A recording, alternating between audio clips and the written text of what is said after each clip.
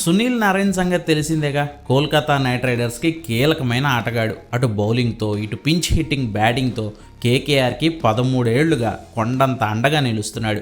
KKR 3 సార్లు ఛాంపియన్గా నిలవడంలో Narine పాత్ర చాలా ప్రత్యేకమైంది. అలాంటి నరైన్ బ్యాటింగ్ ఆడేటప్పుడు రూల్స్ను అతిక్రమించి ఆడుతున్నాడా? రీసెంట్గా ఐపీఎల్లో ఓ రూల్ని తీసుకొచ్చారు. ప్రధానంగా ఆయా టీమ్స్లో హిట్టర్లుగా పేరు తెచ్చుకున్న ఆటగాళ్లను క్షుణ్ణంగా అబ్జర్వ్ చేస్తున్నారు ఎంపైర్లు. అందులో భాగంగానే వాళ్ళు ఆడడానికి దిగే ముందే వాళ్ళు వాడుతున్న బ్యాట్ల సైజును చెక్ చేస్తున్నారు. నిన్న పంజాబ్తో కేకేఆర్కి జరిగిన మ్యాచ్లో పంజాబ్ ముందు బ్యాటింగ్ చేసి 111 పరుగులకే ఆల్అవుట్ అయింది. బౌలింగ్లో 2 వికెట్లు తీసిన నరైన్ బ్యాటింగ్లో 112 పరుగుల టార్గెట్ను చేసేందుకు కేకేఆర్ తరపున ఓపెనర్గా వచ్చాడు.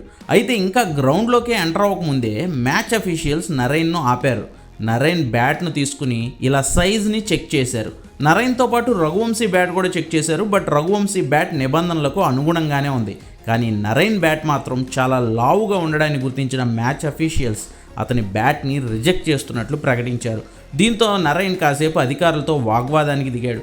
చివరికి వేరే బ్యాట్ తీసుకుని దాంతో ఆడడానికి వెళ్ళాడు. బట్ ఆ చిరాకు అతనిలో ఉందేమో.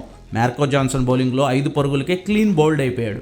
అక్కడ మొదలైన కేకేఆర్ పతనం 95 పరుగులకే ఆల్అవుట్ అయ్యి సంచలన రీతిలో ఓటమిని మూటగట్టుకునే వరకు ఆగలేదు.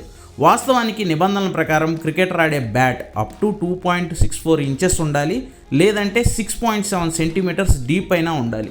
నరైన్ బ్యాట్ అంతకంటే బండగా ఉండడంతో అతని బ్యాట్ను రిజెక్ట్ చేశారు.